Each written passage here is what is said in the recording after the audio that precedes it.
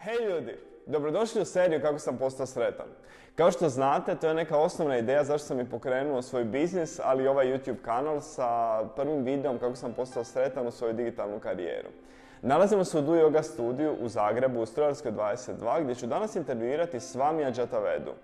Jaataveda znači veliko znanje, ali taj čovjek, osim što ima veliko znanje, je jako jednostavan. I on doslovno predaje sreću. Točnije na Happiness programu unutar Art of Living organizacije. Osim toga, jako je aktivan na Twitteru i jako pomaže današnjem modernom čovjeku da bude sretan. Nastavite gledati ovaj video.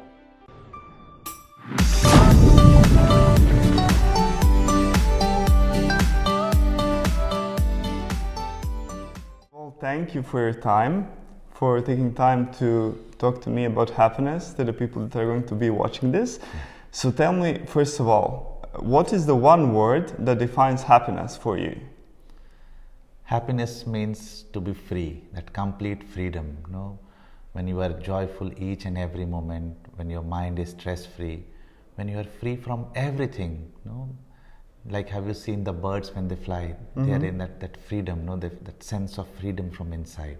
So when we are absolutely stress-free, then we can realize this joy, this happiness, and that is what happiness is. Great, that's deep.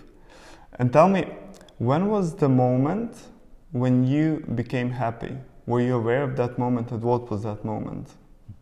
See, happiness is what is in the moment.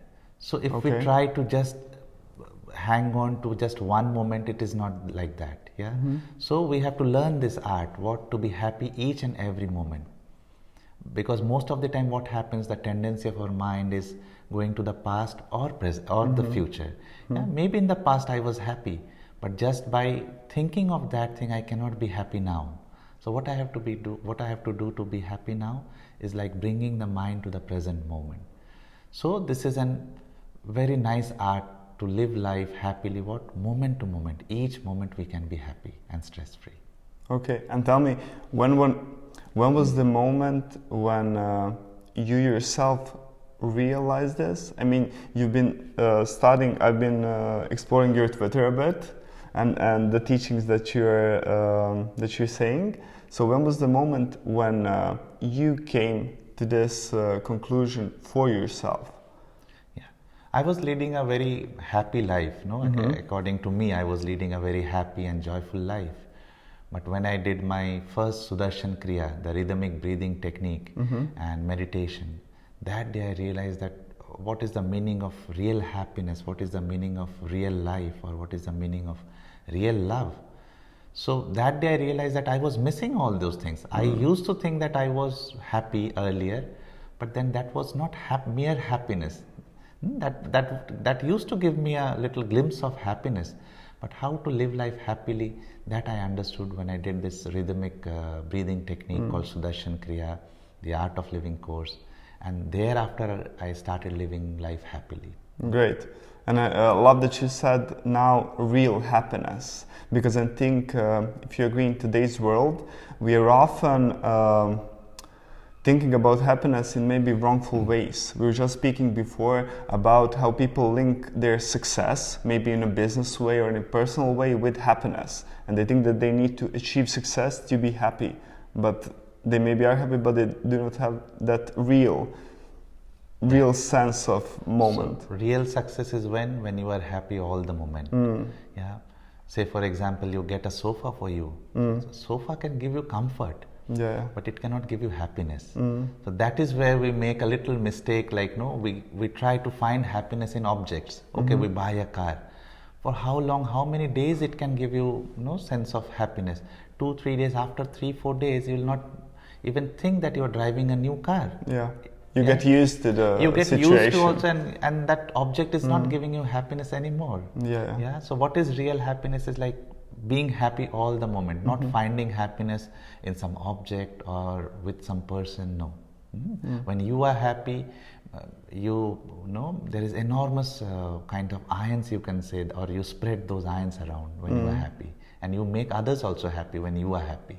Yeah. So this is very contagious, very contagious. Yeah. When you are happy, you make others also feel happy. Yeah, I would say maybe if you agree that those people that are really content with themselves and that know themselves are often the people that draw other people around them. Yeah. Because of that, what you said. Definitely. If you see, in a soccer match, just 22 players are playing. But when there is a goal, millions are being happy, or they are also rejoicing the game. How it is so contagious. It is so contagious. They are playing with 100% effort. They are playing with lot of zeal, lot of enthusiasm. And that is so contagious that even people watching in their televisions, they also become so happy and enthusiastic about it. Yeah. So this enthusiasm, this energy, this happiness is very much contagious. And as you rightly said, no, this happiness, if you are happy, see, in this world, everybody, they want to be happy. This is a basic requirement for every human being. They all need love, they all need happiness. So whenever even a person is happy, they'll be attracted towards that person. Because why? This is the basic requirement of our mind, of our body, or for us as a human being. We are all made to love, we are all made to be happy. So wherever we find happiness, that attracts us. Because that is our real nature again, to be happy, to be loving, to be joyful. Yeah, something from within that just draws us to that, right? Correct. Because that is our nature. Whatever is in your nature, that will attract you. Okay, and I would like to ask you now something that you said, you mentioned attraction.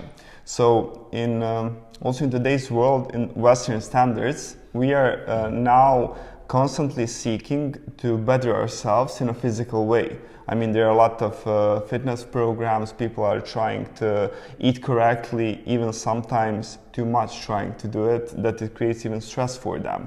So I would like to ask you, do you think that actually the mind and the happiness that we can feel within betters our body from within and not the other way? Because people think that if they get, I don't know, a better body, if they eat healthy, that they're going to become happy and content in a way. But I think that when I see people, that often it's not the case. No. Taking care of the body is the first step. Yeah, there are like 7 layers of our existence. So the body comes first. If the body is unhealthy, you won't be able to proceed further. It's like first story, second story, third story of a building. So body is the very basic or the gross or the very first step. So it's good that you start taking care of your body, eat healthy, sleep on time, do some physical fitness, some stretches, some asanas or yoga. So you will find that the stress is being released from the level of the body. And only then you can go deep into the level of your mind and the other layers of the existence. So the first thing is body, and then the journey begins. Okay. Yeah. So it's good. There is a lot of awareness I can also see and observe around that. People are becoming more and more health conscious. This is a very good step, and I should say this is the first step.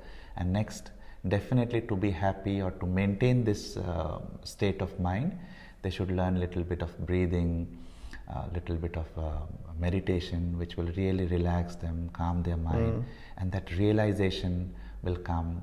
They'll learn how to bring this mind to the present moment. And why to bring the mind to the present moment? To find that happiness. Because happiness is there in the present moment. Okay, and how can we constantly find joy in like small things in the present moment? Constantly find joy, yeah? When the mind is clear, when the heart is pure and innocent, you become joyful. Have you seen a small child, how he behaves? You give him an ice cream. It may be a small thing for us, but for a small child or for a child, it becomes a matter of joy. Oh, I received ice cream. You give a small piece of candy to him. It is a very small piece for us maybe, but for him, oh, my brother brought me a candy or my father gave me a candy. It is a matter of joy for him. Why? Because the mind is clear and the heart is pure. But the same candy, if it is given to an adult, say for example, not everybody, we start analyzing, oh, just candy? He could have brought me a chocolate also or something of that. Or why did he give me that candy? Does he want something? Correct. Yeah? So with a pure heart, you can, even the smallest thing can give a lot of joy in your life. Even the sunrise can give you joy. Yeah. It may be a daily phenomena, but when you see sunrise, you open the curtains, remove the curtains in the morning, you see a bright sunshine and you say, wow, it's so nice. And I'm here. And I'm here, I'm in that moment. And yeah, that brings you to the moment and you are happy. So this is very interconnected, you can say. Clarity of mind, purity of heart, and being joyful and happy all the moment. And tell me something, you mentioned earlier stress. And in today's business environment, people are constantly under stress because they get some tasks from the managers, they don't see the clear vision for the company. And I myself think that a business can also be done holistically, that it doesn't have to be purely done for the sake of the profit, because it is not good for the long term, not for the company, not for the people. So tell me, what do you think businesses can do, and people that are working in some businesses, maybe that do not have their own businesses, what can they do to make it more holistic in order to look at their happiness, at their health, and in the end to do something that they're passionate about and to live out of it? Yeah, so it's very important to have a stress-free environment, either in office or at home. Generally what happens, the stress is so much, we are carrying the stress from our workplace to the home, and again our personal relationships or everything is so much in, I should say, in a wrong shape, that we are getting stressed and we are taking the stress to the office. So this stress continues, and often it is found that we try to manage with the stress, but stress is something which need not be managed. We need to just eliminate. We don't manage the dirt on our skin. We just go in and take a shower and we are done with the dirt or no. So similarly with stress.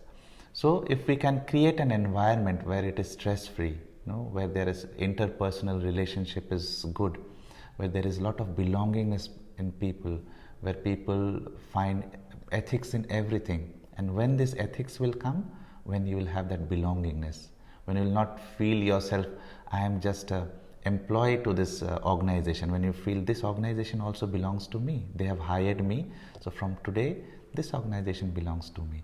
So that sense of belongingness, so that will bring ethics in business also.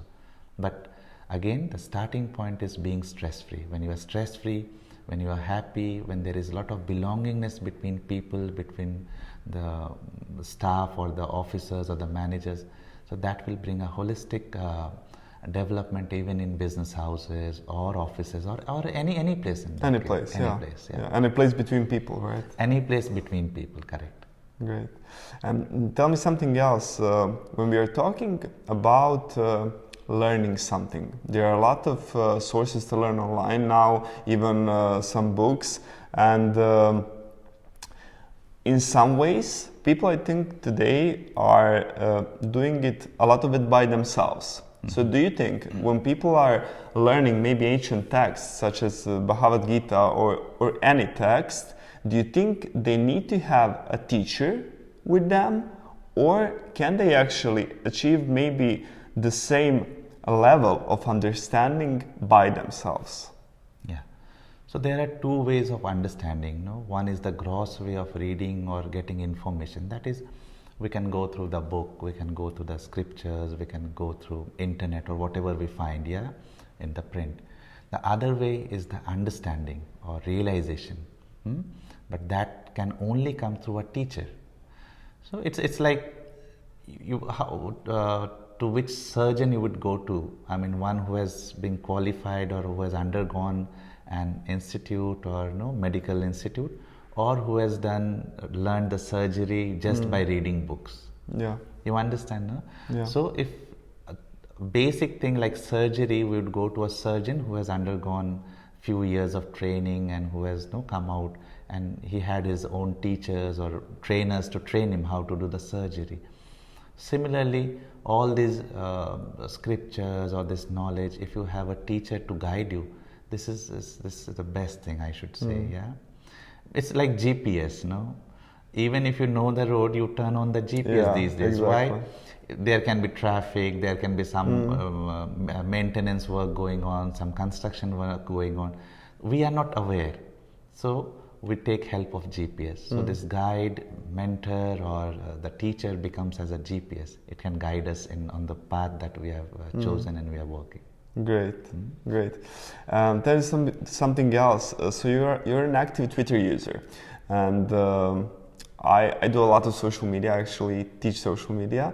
So tell me, what do you think about the state of social media today?